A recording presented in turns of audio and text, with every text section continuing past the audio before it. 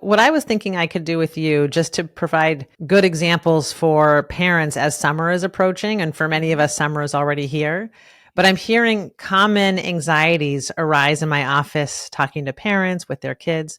So I thought maybe I could share some personal examples and see from you how I should handle this with my own kids. Sure.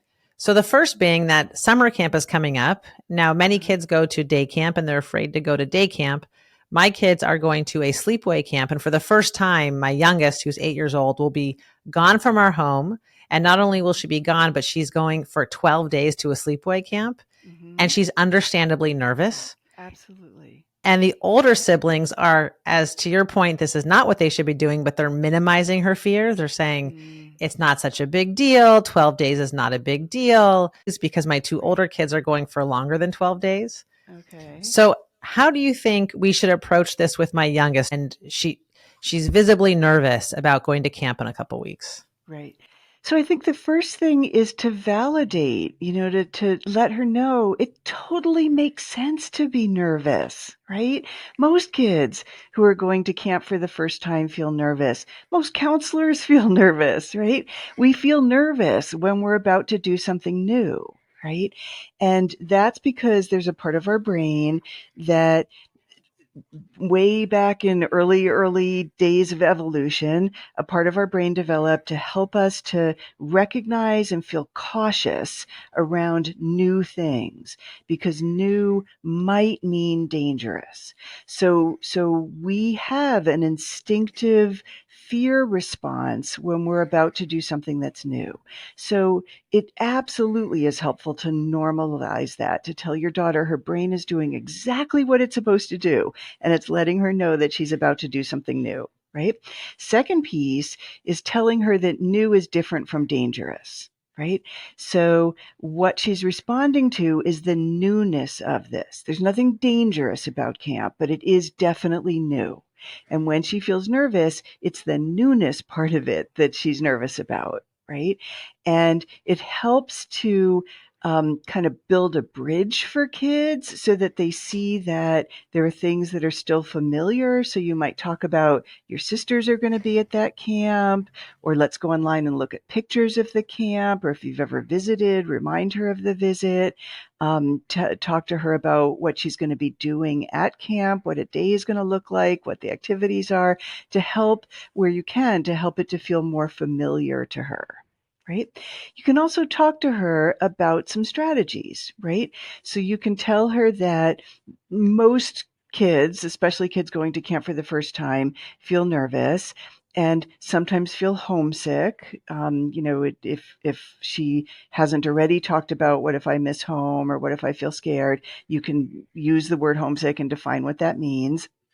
You can talk to her about the times of day that homesickness usually rises, and then help her come up with ideas about what she can do, right? So you don't want it to be that she gets to camp and the first night she's feeling sad and she's not sure she can fall asleep and she's missing you. You don't want her to be taken by surprise by that. You want to have some conversations in advance so that if that happens for her, she can remember, okay, we talked about this, and I can cuddle the stuffed animal that I brought with me. I can read to help my brain have something else to be focused on. I can remember that my mom and dad are at home sending love to me, whatever strategies you come up with. I'm thinking maybe I'll write her a letter, or maybe Yeah. I'll send her with some pictures of the family. Yes. And you're right, a Yeah. stuffed animal that she can hug when she's feeling Yeah. homesick. I think that's so brilliant to come up with a plan ahead of time. Right. Oftentimes parents feel hesitant to preview anxiety with their children because they think, why would I suggest to my child that they might have a hard time at night or they might feel nervous or they might miss me? I don't want to suggest that to them. But if a child is feeling anxious, they're already feeling anxious and chances are good they're going to continue to feel anxious once they get there. And you want to kind of demystify anxiety, right? So children often think that if they're anxious, it's kind of game over, like they're never going to be able to cope. And instead, we want to help children to see that anxiety is an uncomfortable feeling, but you can cope with it, and there are things you can do to help yourself with it, and you get through it, and you get past it, and it's okay. Right? So it's not like feeling anxious at camp means that camp was a failure. It's not that at all. You want her to know that there are things she can do. And importantly, there are people at camp who can help her. And you can talk to her about counselors go to camp a week early so they can learn how to be counselors. And a big part of that is helping kids who are feeling sad or missing home or need help in some way. What about when she says things like, "Can I call you and you'll pick me up if I don't like it?" Yeah. So typically camps have policies about that. And so you can probably honestly answer, no, that's not the way it works. Right.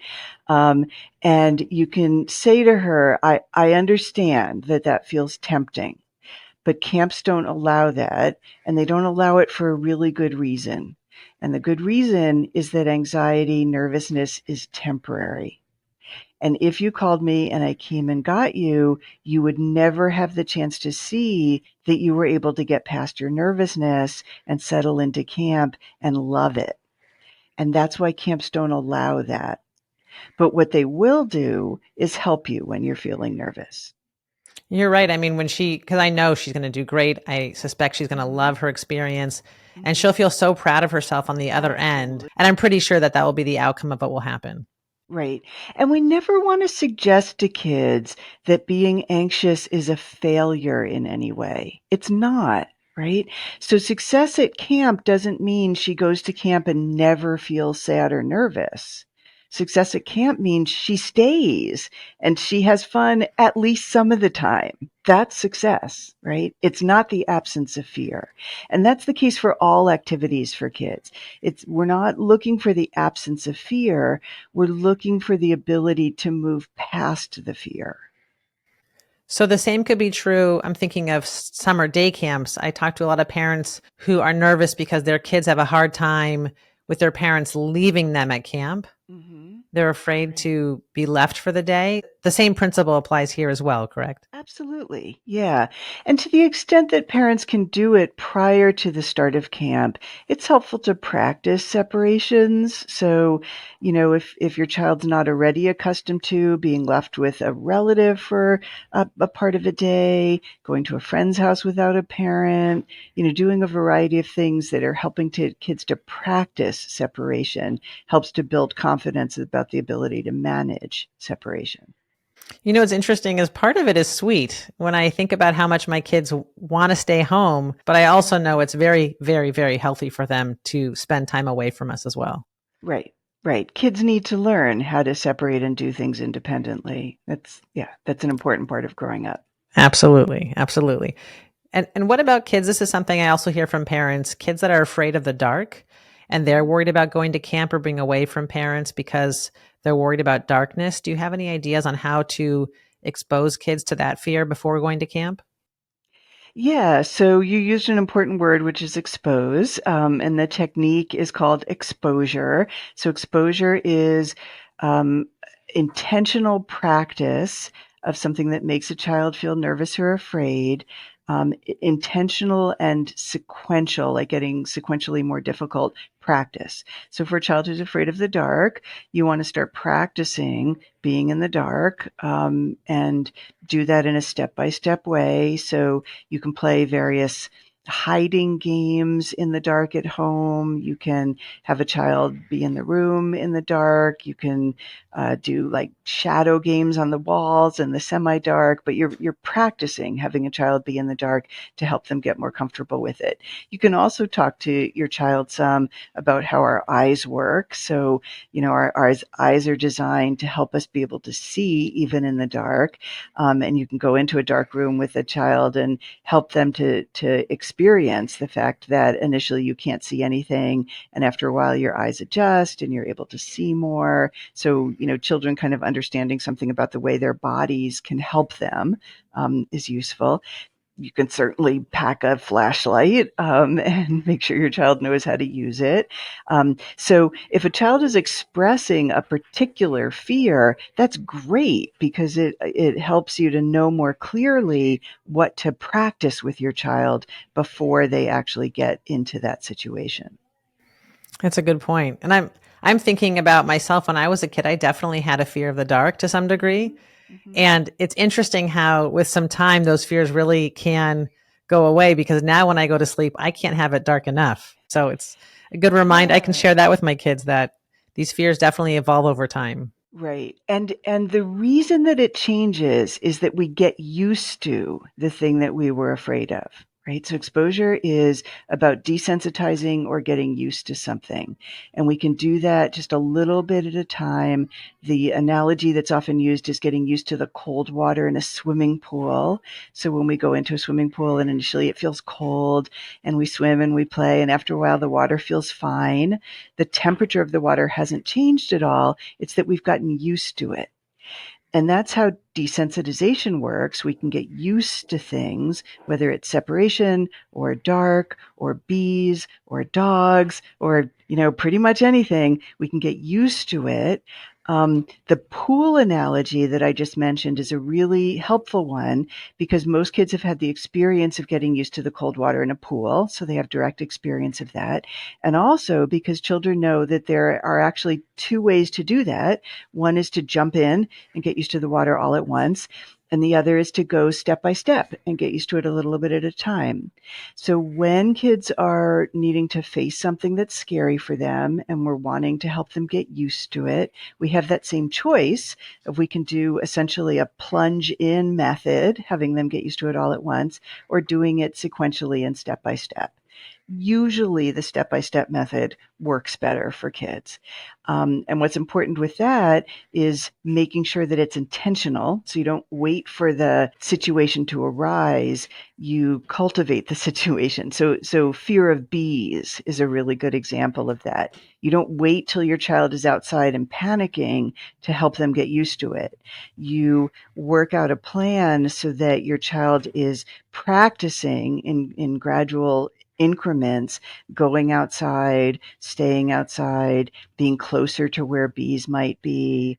You can make it fun, like we're going to go on a photo safari and take pictures of bees, or we're going to do a scavenger hunt, and you can include things that where kids are likely to encounter bees, but you're doing like very intentional practice. Frequent, intentional, getting more difficult over time practice. And that's how a child desensitizes to something that previously had felt impossible to them.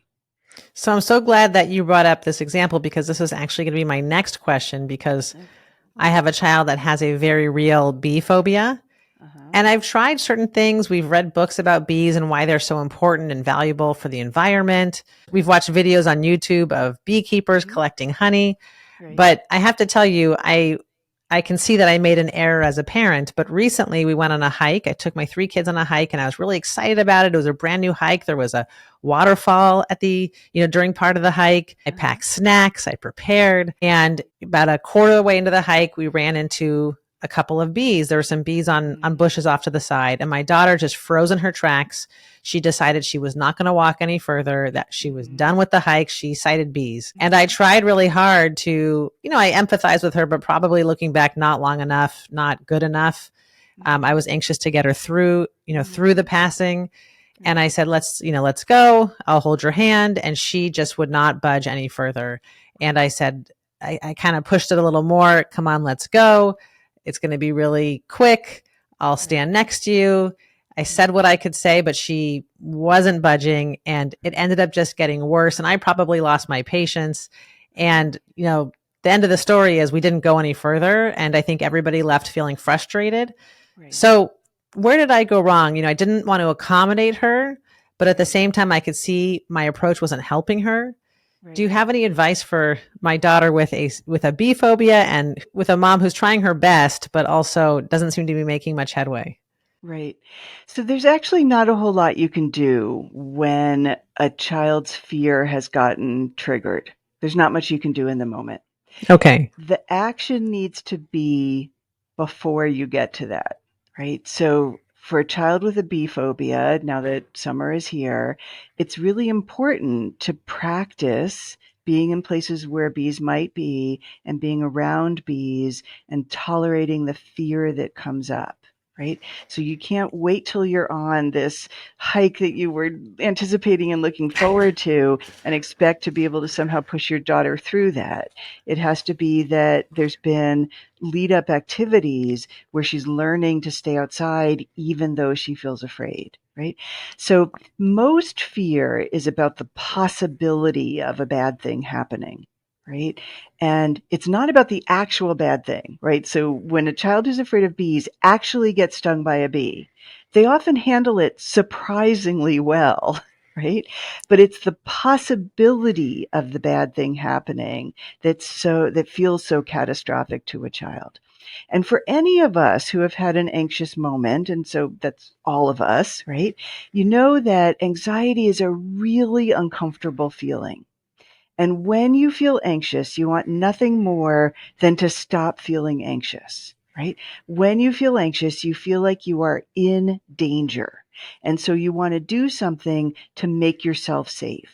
So your daughter thought that she was in danger when she saw the bees. And the thing that she wanted to do to make herself safe was leave, right? She needs to practice being in a situation where she feels like she's in danger and wanting to leave and not leaving. So she can see that her fear is essentially a false alarm. She feels like she's in danger, but she's not actually in danger.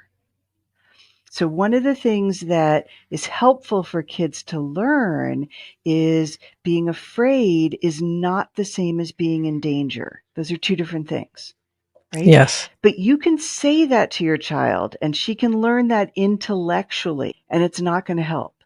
What she needs to do is learn it experientially, right? She needs to have the experience of being afraid and staying put and not having the bad thing happen. And she needs to have that experience over and over and over again, which is what exposure is. So the things that you've done so far, like talk to her about the wonder of bees, help her intellectually. But when she gets into that moment of seeing a bee and she has a danger alarm go off in her head, all of that knowledge about bees goes out the window because in her experience, whenever that happens, she leaves. And she feels like leaving is the only way to stay safe. That's what her current experience tells her. And so that's what you're trying to change. The truth is I relate to her. I myself don't like bees. If I'm swimming in a pool and I see bees, I want to go Right. underwater. I want to go away from Right. them. Yep. But you're right. I mean, I think the distinction is over time I've learned I tolerate bees. Even though I have a fear, I Uh-huh. expose myself. I don't change what I'm doing because they're there. And so that's Right. that's going to be my goal for her is not to take the fear away, but to get her to tolerate it. And I think that's a very practical approach. That's right. So it's like that for lots of fears. So, fear of bees, fear of dogs, fear of getting sick, right? They're all based on having something happen that none of us enjoys, none of us would choose, right? Being around an aggressive dog, being around a bee and actually getting stung, getting sick or throwing up. None of us want those things to happen, right? But there are two things that are important. One is that having large scale trouble in those situations is really unusual, right? So we're around bees a lot without getting stung. And the second thing is that even if she does get stung, she can get through that. It's not as horrible as she anticipates it's going to be. So it's unlikely, and it's also not as bad as she thinks it's going to be. But again, you can't just hope that she can learn that intellectually and that will be enough. She needs to experience that. She needs to experience being around bees and staying put, even though she's afraid, and seeing, okay, the bees aren't attacking me. They're leaving me alone. As long as I leave them alone, they're going to leave me alone. She needs to experience that many, many, many times. Okay. So if you were going to do an exposure with her, and it's still early enough in the summer that it would be well worth it to do this, right? you want to go from, the early steps of exposure for a bee phobia are often the things that you've been doing, looking at pictures of bees, talking about bees, helping her understand something about how bees operate, right? Those are the very early steps. And we did But read your book, by the way. the Facing Mighty Fears about animals. Yep. Yep. Okay. So hopefully she'll go with you from reading the book to actually practicing the things that are taught in the book, right? And so that means starting to go outside and maybe try to spot bees through binoculars. So she's a ways away, but she's watching the bees up close through binoculars, and then getting closer to bees. Maybe give her a camera or a cell phone and ask her to take pictures, from a distance, zooming in, and then ultimately getting closer. I mentioned you can do something like a scavenger hunt where you're having her find different things outside. You can do an experiment where she's putting different kinds of liquids in little cups and seeing if the bees come to any of them. So you're crafting various activities for her that get her to increasingly approach places that bees are or bees might be and stay put. And when you're doing an exposure with a child, the very best thing is to do practice kinds of challenges every day. 10 or 15 minutes a day, we're going to practice being outside or being in places where we might see bees or we do see bees. That's the surest way to actually have a child benefit from exposure. Okay. So some exposure targeting 10, 15 minutes a day sounds like a very practical approach. Right. And I think that's great advice. Right. And, for parents who are new to this, I have a whole series of books that target specific fears and list really specific practice challenges, exposure activities, or you can go online and just do a search for bee phobia or dog phobia or vomit phobia or whatever it is your child is afraid of, exposure, and you'll get lists of various exposure activities for kids because this is the treatment of choice for anxious children because it works. I have to say, your books are amazing. I recommend them all the time. I want to say daily, probably, because Thank you. fears in children are very, very prevalent. And it's Mhm. so wonderful, the multitude of books that you have that address so many fears that are out there. So thank you very, very much. Well, thank you for using and recommending them. One of the pages that I really like, and you mentioned this before, is talking about the stepwise approach to facing fears. I love you even have a picture of stairs in the book that we have. Right. And I agree with you. You could take the approach of fully immersing yourself into cold water. And I'm remembering as a kid, that's the approach that was taken with me when I had swim lessons. They just sort of threw me in the water. And I guess Right. I can't swim today, so it did work. But I do remember not enjoying the experience and being Right. fearful of it. Right. So you're right. There are two approaches that can work, but the stepwise approach to me resonates more. Yes, and for most kids, it's the one that is most comfortable and most helpful and helps kids feel a sense of mastery over time. It's important with that stepwise approach, though, to remember that just like if you want to get used to the cold water in a pool, you don't just take one step in and stand there forever after. You take one step in and you get used to the water, on your feet, and then you take another step and you get used to it again, and then you take another step, right? And so when you're doing a stepwise approach for helping children get used to something that they're afraid of, you have to continue to take steps. It's not just a one step and done. And the analogy is really helpful because, again, kids can relate to it. And also, you can talk within the analogy. So you can say to kids, let's figure out the next step, or let's try to do a medium step rather than a too big step or a too small step. Let's not get out of the pool, you can say to a child when they're wanting to kind of bail out entirely. So it's a metaphor or an analogy that you can continue to use both to help you as a parent understand what you're doing and to help your child participate and collaborate with you in the plan. I think it's great because you're not ignoring the fear, because when you ignore the fear, as we've talked about, fears can actually worsen or build Right. up, but you're focused on making progress in a stepwise approach. Right. We actually recently used this with my daughter who has an immense fear of bike riding. Mm. And we've been working on slow but sure steps towards getting her to ride a bike. And Right. I can see every little step that we make in the positive direction. She's really proud of herself and we're really close, we're really right? close. Probably within the next week, she'll be riding on her own. Yeah, it's Um, really empowering for kids to yes. master something that felt too hard or too scary to them.